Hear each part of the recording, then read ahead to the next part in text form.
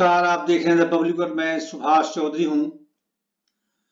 केंद्रीय कृषि एवं कल्याण मंत्री नरेंद्र सिंह तोमर ने आज राज्यसभा में यह साफ कर दिया कि किसानों की फसलों की कीमत को लेकर यानी एमएसपी जो मिनिमम सपोर्ट प्राइस का मुद्दा पिछले 1 वर्ष से अधिक समय से इस देश में लगातार उछल रहा था और किसानों ने आंदोलन भी किए। केंद्र सरकार ने उन्हें आश्वासन भी दिया, तब जाकर आंदोलन स्थगित हुआ। इस मामले को लेकर नरेंद्र सिंह तोमर ने आज राज्यसभा में स्थिति बेहद स्पष्ट कर दी। वास्तव में इस मुद्दे को लेकर बीजेडी ओडिशा से राज्यसभा सांसद प्रसन्ना आचार्य ने सवाल पूछा कि क्या केंद्र सरकार एमएसपी को लीगलाइज करने की दृष्टि से, लीगल सैंक्टिटी देने की दृष्टि से कोई बिल लेकर आएगी, जिससे कि उस बिल के आधार पर अगर मिनिमम सपोर्ट प्राइस के अनुसार फसलों की खरीद नहीं की जाती है तो उनके खिलाफ कार्रवाई की जा सकती है। इस पर केंद्रीय कृषि मंत्री नरेंद्र सिंह तोमर ने विस्तार से अपनी बात रखी और उन्होंने यह स्पष्ट कर दिया कि इसको लेकर केंद्र सरकार ने जो किसानों से वायदे किए हैं समिति गठित करने की दृष्टि से, इसमें विभिन्न मंत्रालयों के अधिकारी भी होंगे, राज्य सरकारों के अधिकारी भी इसमें होंगे, किसानों के प्रतिनिधि भी होंगे और कृषि क्षेत्र के विशेषज्ञ भी इस समिति में शामिल किए जाएंगे। इसका गठन विधानसभा चुनाव के बाद किया जाएगा, यानी 5 राज्यों में जो विधानसभा अभी हो रहे हैं और 10 मार्च को जिसका रिजल्ट आना है, निर्धारित है, उसके बाद ही एमएसपी को लेकर समिति गठित की जाएगी। हालांकि किसान संगठन इस बात की उम्मीद जता रहे थे कि विधानसभा चुनाव से पहले ही उस समिति के गठन की घोषणा कर दी जाएगी, लेकिन कृषि मंत्री नरेंद्र सिंह तोमर ने आज स्थिति स्पष्ट कर दी। हालांकि आज इसको लेकर स्वामीनाथन आयोग, जिन्होंने एमएसपी को लीगलाइज करने की दृष्टि से और दूसरा एमएसपी पर 50% अधिक लागत से तय करने का जो सुझाव दिया था, उसको लेकर भी कई प्रकार के सवाल खड़े हुए। सबसे पहले बीजेडी ओडिशा के ही डॉक्टर सस्मित पात्रा ने इससे संबंधित सवाल पूछा, जिसमें उन्होंने कहा कि स्वामीनाथन आयोग ने कितने रिकमेंडेशंस किए थे और उसमें से कितने रिकमेंडेशंस केंद्र सरकार ने मान लिए हैं और उसकी क्या स्थिति है। उसके बाद कांग्रेस पार्टी के असम से राज्यसभा सांसद रिपुन बोरा ने भी इस पर सवाल खड़े किए। साथ ही इसको लेकर जो अंतर मंत्रालय है उसमें क्या स्थिति रही और कितने किए गए हैं, क्योंकि मंत्री के जवाब में थोड़ा बहुत अंतर था, जिसको लेकर उन्होंने सवाल खड़ा किया। आइए आपको सुनवाता हूं केंद्रीय मंत्री नरेंद्र सिंह तोमर ने आखिर बीजेडी सांसद प्रसन्न आचार्य के जवाब में क्या कुछ कहा एमएसपी को लेकर। माननीय प्रसन्न आचार्य जी, my question is very specific in regard as the recommendation of the Swaminathan Commission is concerned. There are 2 views. Government says that it is implementing the Swaminathan Commission so far the MSP recommendations are concerned, but the farmers of the country do not agree to this. And one of the demand of the agitating farmers were to give a legal protection to MSP.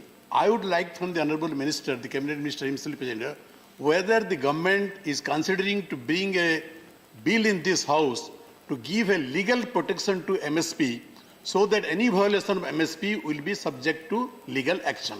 Thank you. सभापति महोदय, आचार्य जी ने MSP की बात की है। मैं आपके माध्यम से देश भर को बताना चाहता हूं कि 18-19 से पहले कोई ऐसा बड़ा मैकेनिज्म नहीं था जिसको एमएसपी को समय समय पर परिमार्जित किया जाए या किसान के लिए लाभकारी बनाया जाए। स्वामीनाथन साहब ने जो रिकमेंडेशन की, उन रिकमेंडेशन में भी 14 रिकमेंडेशन ऐसी थी जिसको अंतर मंत्रालयीन समिति ने उपयुक्त नहीं पाया। उसमें एमएसपी पर 50% मुनाफा जोड़कर घोषित की जाए, ये भी एक रिकमेंडेशन थी जिसे नहीं माना गया था। लेकिन प्रधानमंत्री नरेंद्र मोदी जी ने उसको बाद में आने के बाद 18-19 में स्वीकार किया और निश्चित रूप से एमएसपी अब बढ़कर मिल रही है। और एमएसपी भारत सरकार का प्रशासनिक निर्णय है। ये निर्णय अनेक वर्षों से चल रहा है। और पिछले 7 वर्षों में एमएसपी पर जिंसों की खरीद भी बढ़ाई गई है और एमएसपी को पहले से दोगुने दाम दिए गए हैं और अभी जो बजट प्रस्तुत हुआ उसमें भी 2,37,000 करोड़ रुपया किसानों को लाभकारी मूल्य के लिए दिया जाए, ये भी प्रावधान किया गया है। जहाँ तक गारंटी कानून का सवाल है तो मैं सदस्य को और देश को और किसान संघों को ये कहना चाहता हूँ कि जब प्रधानमंत्री जी ने इन सब विषयों पर विचार करने के लिए, जैसा मैंने पूर्व में भी कहा, चाहे वो क्रॉप डाइवर्सिफिकेशन हो, चाहे नेचुरल फार्मिंग हो, चाहे एमएसपी को प्रभावी और पारदर्शी बनाने का मामला हो, इस पर एक समिति बनाने की घोषणा की है जिसमें किसान भी होंगे, अर्थशास्त्री भी होंगे, वैज्ञानिक भी होंगे, सरकार के प्रतिनिधि भी होंगे, राज्य सरकार के प्रतिनिधि भी होंगे। ये कमेटी जैसे ही विधानसभाओं के चुनाव निबट जाएंगे, कमेटी के बनाने का मार्ग प्रशस्त होगा और वो कमेटी जो रिकमेंडेशन करेगी उस पर सरकार विचार करेगी। धन्यवाद। Question number. माननीय सभापति जी, मैंने किसानों के बारे में प्रश्न पूछा था और किसान आंदोलन पूरे देश में चर्चा रही, पूरे विदेशों में चर्चा इसकी रही। सरकार ने आश्वासन दिया था कि एमएसपी के बारे में एक कमेटी बनाएंगे और कमेटी इसका निर्णय करेगी किसानों के साथ किस प्रकार से इंसाफ हो।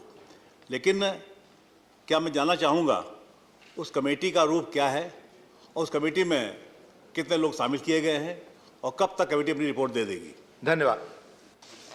माननीय उपसभापति महोदय जी, मैं आपके माध्यम से माननीय सदस्य को अवगत कराना चाहूँगा कि एमएसपी के बारे में और कमेटी के बारे में इन्होंने जानना चाहा है।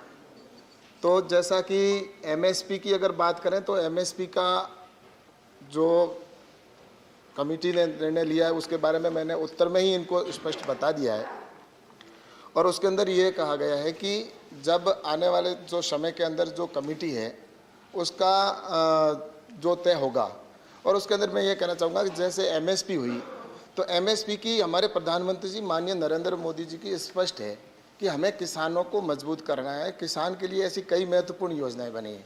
उन्हीं योजनाओं में से एक जो 2018 के अंदर हमने तय किया कि प्रधानमंत्री जी ने एमएसपी को 1.5 गुना करने का निर्णय लिया और 1.5 गुना करने के बाद में उस समय जो क्रॉप थी वो 12 क्रॉप थी, लेकिन उसको बढ़ाकर 24 क्रॉप तक 22 क्रॉप अभी उस पर एमएसपी मिलती है। अब जो कमेटी की बात है तो कमेटी के लिए माननीय प्रधानमंत्री जी ने स्वयं ने 19 नवंबर को कहा था कि हम एक ऐसी कमेटी का रिफॉर्म करके और करेंगे जो कि आने वाले समय में किसानों के जो मुद्दे या जो एमएसपी उसके ऊपर निर्णय हो। तो उसके लिए कमेटी के लिए हमने चुनाव आयोग को इसके लिए भेजा है और चुनाव आयोग की जो कमेटी जो है वहाँ पर से प्रस्ताव आएगा तो उसके आधार पर हम आगे उसका निर्णय लेंगे, क्योंकि चुनाव कई राज्यों के अंदर अभी चुनाव चल रहे हैं तो चुनाव को देखते हुए वहाँ से परमिशन मिलने के बाद में उस कमेटी का गठन होगा। धन्यवाद। दूसरा सवाल माननीय चौधरी जी।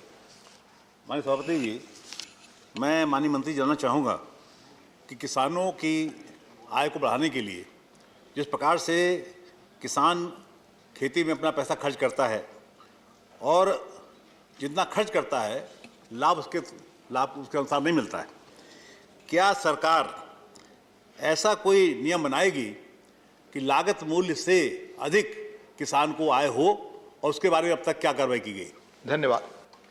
माननीय उपसभापति महोदय जी, लागत से डबल या लागत से अधिक किसान को इनकम हो, इस दृष्टि से मैं कहना चाहूँगा कि एमएसपी जो निर्धारित की गई है वह एमएसपी पहले किसान जो 2018 से पहले या उससे पहले जो एमएसपी थी वो एमएसपी जो लागत थी उसके लगभग उससे थोड़ी ऊपर थी, कुछ जो क्रॉप थी उसमें। लेकिन प्रधानमंत्री जी नरेंद्र मोदी जी ने एक बहुत बड़ा निर्णय लिया कि किसानों के जीवन में हम उनको लाभकारी मूल्य और उससे अधिक कम लाभ दे सकें। तो स्वामीनाथन आयोग की सिफारिश के आधार पर जो निर्णय था उसको हमने लागू किया और 1.5 गुना करते हुए बैठकर सीट पर ना बोले 1.5 गुना किया गया। और एमएसपी पर जो मुझे खरीद की भी बताऊं तो मैं बताऊंगा आपको कि कितना परिवर्तन आया है। अभी जैसा कि पहले एमएसपी की अगर बात करें धान की तो 2013 में एमएसपी पर 1310 रुपये थे, आज उसका 1940 रुपये एमएसपी है। वहीं अगर बाजरे की बात करें तो 1250 रुपये थे, आज एमएसपी है 2250 रुपये हो गए। ऐसे लगभग कुछ फसलों के अंदर तो 1.5 गुना एमएसपी लागत से है, कुछ फसलों में 1.5 गुना से भी अधिक हमने की है। और इससे स्पष्ट साफ जाहिर होता है कि हमने जो किए उसमें खरीद में भी हमने बढ़ाया है। और आंकड़ों के 2000 गेहूं की अगर बात करें तो 2013-14 के अंदर टोटल जो गेहूं की खरीद हुई थी जो 250 लाख मैट्रिक टन हुई थी, वह 2021 के अंदर 390 टन की खरीद की गई। वहीं अगर दलहन और तिलहन में बात करें तो सिर्फ 0.55 लाख मैट्रिक टन थी, जो बढ़कर 21 लाख मैट्रिक टन होगी, जो 3,867 लाख मैट्रिक टन है। 3,08,059 lakh metric ton. You are not supposed to speak from the sitting. जो Please. एमएसपी पर हम लगातार खरीद There भी is कर रहे हैं। procedure for that. Follow, और please. रजनी जी, खरीद के please, साथ में will not हमने allow. लागत से 1.5 गुणे के ऊपर निर्धारित करके और किसान से खरीद करने का भी काम कर रहे हैं। तो Thank मुझे you. लगता है कि निश्चित रूप से इसमें माननीय सदस्यगण, प्लीज, अगर किसी जवाब से आप संतुष्ट नहीं है तो रूल्स ऑफ प्रोसीजर में there are ways for that, please attend to that, please. No, Chhaya Verma ji sir, जी प्लीज, 1 मिनट। छाया जी, माननीय मंत्री जी कुछ करना चाहता हूँ। वैसे मंत्री जी ने जवाब विस्तार से एमएसपी का भी दिया, कमेटी का भी दिया। सारे देश के ध्यान में है कि प्रधानमंत्री जी ने क्रॉप डाइवर्सिफिकेशन, प्राकृतिक पद्धति खेती और एमएसपी को प्रभावी और पारदर्शी बनाने के लिए एक कमेटी बनाने की घोषणा की है। सरकार प्रधानमंत्री जी की घोषणा के प्रति प्रतिबद्ध है। कार्यवाही विभाग मंत्रालय में प्रचलित है। चूँकि चुनाव चल रहे थे इसलिए हम लोगों ने चुनाव आयोग के सहमति के लिए लिखा था। चुनाव आयोग का जवाब आ गया है। चुनाव आयोग ने कहा है कि चुनाव की प्रक्रिया पूर्ण होने के पश्चात कमेटी बनाने पर कार्रवाई करें। धन्यवाद। छाया जी। सर, मैं मंत्री जी से जानना चाहती हूं आपके माध्यम से, 2022 में आपने कहा था कि किसानों की आय दुगनी होगी। आय तो दुगनी हुई नहीं, लेकिन लागत, किसानों के लागत मूल्य बहुत बढ़ गए हैं कृषि में। तो लागत में पिछले 5 वर्षों में कितनी बढ़ोतरी हुई, ये मैं जानना चाहती हूँ। धन्यवाद। माननीय उपसभापति महोदय जी, माननीय सदस्य ने जैसा कहा है कि लागत में वृद्धि हुई है। जहां लागत में वृद्धि हुई है तो वहीं पर हमने एमएसपी पे भी लगातार हर वर्ष हमारी कमेटी है वो लागत एमएसपी के अंदर भी उसमें बढ़ोतरी करती है। और इसी की वजह से एमएसपी का हमारे उसके अंदर जो पैरामीटर है जिसके आधार पर हम तय करते हैं उसमें लागत को आधार मानकर और जितनी किसान की लागत आती है उससे 1.5 गुना से अधिक कराने का प्रावधान है। और प्रतिवर्ष प्रधानमंत्री जी की बैठक अध्यक्षता में जो बैठक होती है उस बैठक के अंदर ये निर्णय लिया जाता है और उसी के आधार पर एमएसपी के आधार पर उस पर किसान को उसकी एमएसपी मिलती है। माननीय बृजलाल जी। उपसभापति महोदय, मैं धान के किसानों के बारे में बात करना चाहता हूं, विशेषकर उत्तर प्रदेश के बारे में। ग्रीन रिवॉल्यूशन के वैज्ञानिक एमएस स्वामीनाथन जी ने कहा है कि paddy and poverty go together. तो पैडी में जब तक क्वालिटी राइस का उत्पादन नहीं होगा तब तक किसानों की आय नहीं बढ़ेगी। महोदय, उत्तर प्रदेश में क्वालिटी राइस है एक बासमती, 24 जिलों में पैदा होता है और उसके लिए BDF है, basmati export development foundation. Uttar Pradesh में एक राइस है काला नमक, भगवान बुद्ध के समय सवाल है। पूछे बृजलाल जी। सवाल ये सर, काला नमक राइस के लिए क्या माननीय मंत्री महोदय KEDF काला नमक एक्सपोर्ट डेवलपमेंट फाउंडेशन बनाने का करेंगे जिससे काला नमक धन्यवाद चावल का ग्रोवर हैं उनको फायदा हो। धन्यवाद। माननीय उपसभापति महोदय जी, जैसा कि माननीय सदस्य ने कहा है कि काला नमक की बात की है, ICR के द्वारा लगातार ऐसी कई वेराइटियाँ हैं जो नई वेराइटियाँ आ रही है जिससे किसान की यील्ड बढ़े और उसमें क्वालिटी भी हो। तो इस दृष्टि से काला नमक की बात है तो इन्होंने जो की है तो इसके ऊपर भी निश्चित रूप से हम यही कह सकते हैं कि ये बहुत अच्छी वैरायटी है वास्तव में। और काला नमक उस क्षेत्र के लिए एक बहुत बड़ी वहाँ के लोगों की प्रचलन भी है। तो काला नमक के लिए बिल्कुल वो वैरायटी अपने आप में बहुत अच्छी है। तो इसलिए मेरा यही कहना है कि इसके लिए ICR है वो हर समय ऐसी नई वैरायटियाँ और ऐसी वैरायटियों को ईजाद करने के लिए प्रयास करती है और इसके लिए भी हम यही कहेंगे कि ये बहुत अच्छी वैरायटी है और इसको हमें आगे बढ़ाना चाहिए। Doctor Amar Patnaik ji. Thank you, sir. Sir, the main point in the MS Swaminathan committee report is how do you calculate the MSP? Even before legalizing MSP, it is important to know how do you calculate MSP. Whether it is going to be A2 plus FL, that is family labor, or it is going to be the entire composite cost, which is C2. The government should make it very clear whether they are going to adopt C2 as the price and then calculate the 50% extra. Number one. So in continuation, sir, unless we do that, the farmers will not only not be able to increase their income, but will leave farming. That is the main point. They will be winning away from farming. Please question. Thank you. Question is that's the question, sir. Thank you. माननीय उपसभापति जी, जैसा कि C2 और A2 की बात की है, जैसा कि अभी MSP जो निर्धारित की जाती है वो A2 प्लस FL के ऊपर करके, ताकि किसानों को जो उनकी वास्तविक लागत है या उनका जितना भी खेत के अंदर कॉस्ट आती है, उन सबको जोड़कर इसके आधार पर एक कमेटी फॉर्म करके उसकी निर्धारित करती है। तो उसके अंदर जो स्वामीनाथन आयोग की सिफारिश और उन सबको मद्देनज़र रखते हुए ही ये एक फार्मूला बनाया गया और उस फार्मूले के ऊपर उसकी कॉस्ट जो आती है उसके ऊपर किया जा रहा है। और प्रधानमंत्री जी नरेंद्र मोदी जी का स्पष्ट है कि किसान को किसी भी तरह से उसको नुकसान नहीं हो, इस दृष्टि से ये लागू किया गया और MSP को 1.5 गुना करने के पीछे हेतु भी यही है। और जैसा कि इसके साथ ही किसान सम्मान निधि का पैसा है वो देना या उनको FPO बनाकर कैसे स्ट्रेंथ करें, इन सारी दृष्टियों को ध्यान में रखते हुए मुझे लगता है कि निश्चित रूप से किसान हमारे देश के प्रधानमंत्री जी और हम सबके महत्वपूर्ण और हमारे प्रमुखता में है। धन्यवाद। पात्रा, प्रश्न संख्या 34 उत्तर सभा पटल पर रखिए। First supplementary. माननीय अध्यक्ष महोदय, स्वामीनाथन कमीशन रिपोर्ट के रिकमेंडेशंस को पूर्ण तरह से कार्यरत करने की आवश्यकता है। माननीय मुख्यमंत्री श्री नवीन पटनायक जी ने बार बार इस पर जोर दिया है और केंद्र सरकार को भी जताया है, और इसी संदर्भ में उनके ही इसी सोच से, इसी आवेग से ये प्रश्न आती है।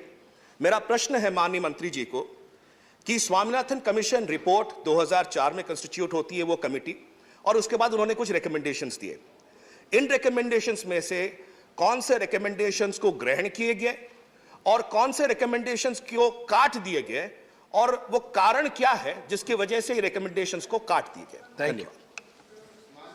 सभापति महोदय जी, जैसा कि माननीय सदस्य ने कहा है कि स्वामीनाथन आयोग की सिफारिश में से कितने रिकमेंडेशन को स्वीकार किया, कितना काट दिया गया, ये आयोग का जो गठन हुआ था 2004 में हुआ और उसके बाद में इस स्वामीनाथन कमेटी ने 2006 में अपनी रिपोर्ट सबमिट की और 2007 में अंतर मंत्रालय की एक कमेटी गठित की गई जिसमें 11 मंत्रालय थे। उन्होंने मिलकर जो 215 रिकमेंडेशन थी उनमें से 201 को स्वीकार किया और उसमें से भारत सरकार ने, अभी वर्तमान की सरकार ने 200 रिकमेंडेशन के ऊपर काम प्रारंभ कर दिया, उनको अडॉप्ट कर लिया और स्वीकार कर लिया।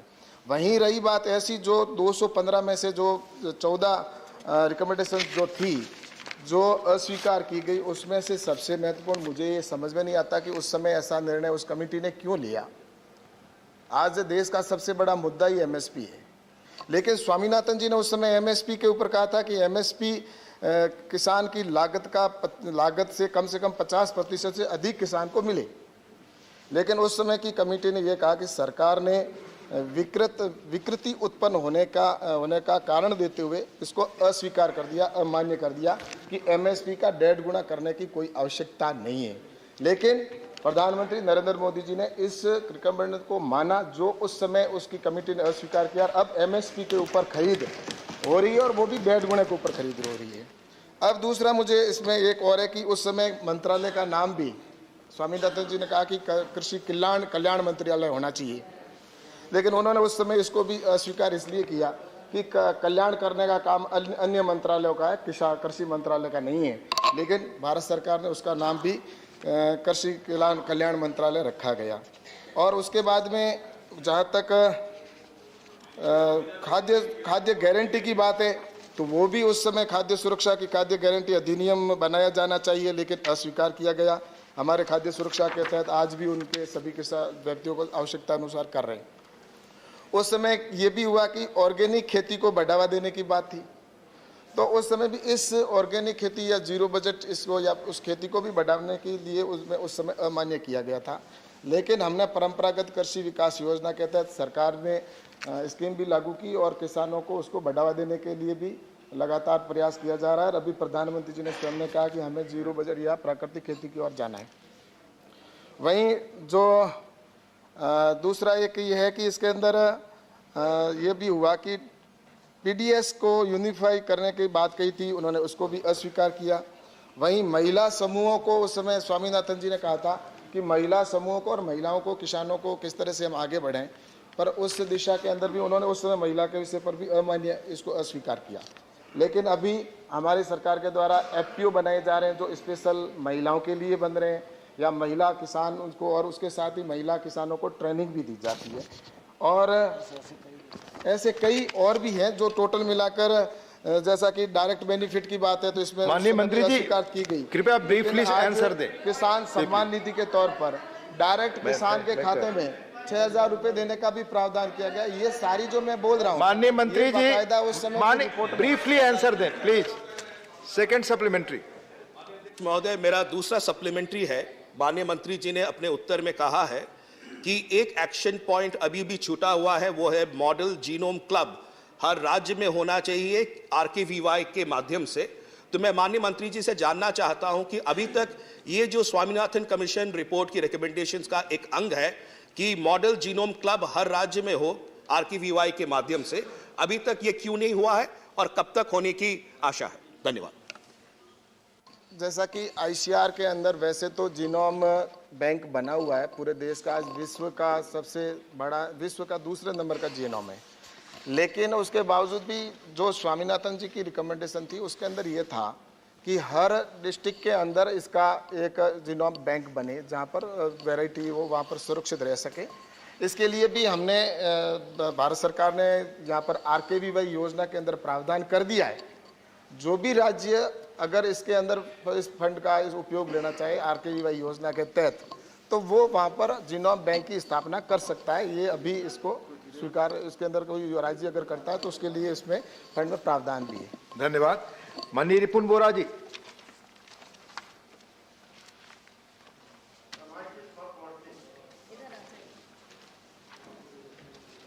हाँ, माइक काम वहां आ जाए। आप शायद गलत जगह रहे होंगे इसलिए माइक काम नहीं कर रहा। Thank you, sir. Sir, last few days I have been trying to get one supplementary, but I am fortunate enough. This time my turn has come. Just to clarify, So, people come. Just to clarify, my- if there are other members following your party, I have to see all of them. Anyway, sir, Please. no issue. Please. So just my question is to the Honorable Minister. The India reply, the Minister has said that the Swaminathan Committee has recommended all total 201 recommendations, and out of that, government has already taken action on 200. But in the reply, it is written here, but in the reply, Minister has said that all total 215 recommendations have been made, and out of that, 14 is yet to be implemented. So why this difference? Why this difference is there? So I want to know from the Minister. Thank you, Vipun ji. जी महोदय जी, ये जो recommendation थी वो स्वामीनाथन आयोग में स्वामीनाथन जी ने जो report पेश की थी उसमें तो 214 रिकमेंडेशन पेश की थी, लेकिन जो अंतर मंत्रालय की कमेटी थी 2007 में, उसने निर्णय लिया कि इसका ऊपर हमें कुछ और कम करने चाहिए। तो कम करने के लिए उन्होंने कौन सी अडॉप्ट करनी है, कौन सी नहीं करनी है रिकमेंडेशन को, तो उसमें उन्होंने जो कम की वो मैंने अभी आपको बताई है मेरे पहले, और उसी को लेकर आज भारत सरकार ने उसके बाद में भी, लेकिन मैं प्रधानमंत्री जी को धन्यवाद देना चाहता हूं कि जो उस कमेटी ने अस्वीकार किया उसके बावजूद भी इसको स्वीकार करते हुए उसके ऊपर कई ऐसे बिंदु हैं जिन पे काम किया गया, जिसमें मैंने एमएसपी का आपको उदाहरण दिया है। माननीय कनक मेदला रविंद्र कुमार जी। हाँ, you have asked question. So yes, Please. Sir, in respect of the minimum support price is concerned, Andhra Pradesh is an agrarian state, and most of the farmers are depending on paddy culture. And due to the present scenario, after 2019, There are so many suicides committed by the farmers due to lack of minimum support price and also storage capacity in the state of AP. And suicides are increased. Now our Honorable CM advised not to raise paddy crop. If that is so, what steps you have taken to prevent the suicides? Whether there is any proposal to increase the minimum support price for the welfare of the farmers? Thank you. माननीय सभापति जी, सदस्य की चिंता निश्चित रूप से किसानों के प्रति है। मैं आपके माध्यम से सदस्य को ये कहना चाहता हूँ कि कुल मिला के किसान किसी भी जिन्स को पैदा करता है, उस जिन्स का वाजिब दाम उसे मिलना ही चाहिए। इसके लिए सरकार की प्रतिबद्धता भी है, सरकार की खरीद की व्यवस्था भी है। गेहूं और धान पहले से अधिक मात्रा में खरीदा जा रहा है, अब दलहन और तिलहन इनको भी खरीदा जा रहा है। इसके साथ ही साथ मोटे अनाज को भी कोई राज्य अगर पीडीएस में शामिल करके अपने उपभोक्ताओं को बांटना चाहता है और वो केंद्र सरकार को रिक्वेस्ट करता है कि हम पीडीएस में हम इसे बांटेंगे तो मोटा अनाज खरीद लिया जाए, तो केंद्र सरकार उसको भी अनुमति प्रदान करती है। जहाँ तक एमएसपी का सवाल है, पहले भी यह बताया जा चुका है कि कुल मिला के लागत पर 50% मुनाफा जोड़कर एमएसपी घोषित करने का निर्णय सरकार ने 18-19 में लिया। उसका लाभ पूरे देश के किसानों को 22 जिन्सों पर मिल रहा है और लगातार सरकार की ये कोशिश है कि कुल मिला के एमएसपी पर दाम मिलना एक पक्ष है, लेकिन किसान को फ़ायदे में लाना उसकी चौतरफा मदद करनी चाहिए। इसलिए पीएम किसान योजना, एफपीओ, 1 लाख करोड़ रुपए का इंफ्रास्ट्रक्चर फंड, ये सब इसीलिए प्रावधान किए गए हैं कि जो इंफ्रास्ट्रक्चर और किसान की ज़रूरत है वो गांव में उसको नज़दीक मिले, जिससे फसल के उपरांत जो उसका नुकसान होता है वो उस नुकसान से बच सके और इस इंफ्रास्ट्रक्चर का उपयोग कर सके। इसलिए चौतरफा प्रयत्न किए जा रहे हैं किसान की समृद्धि के लिए। धन्यवाद।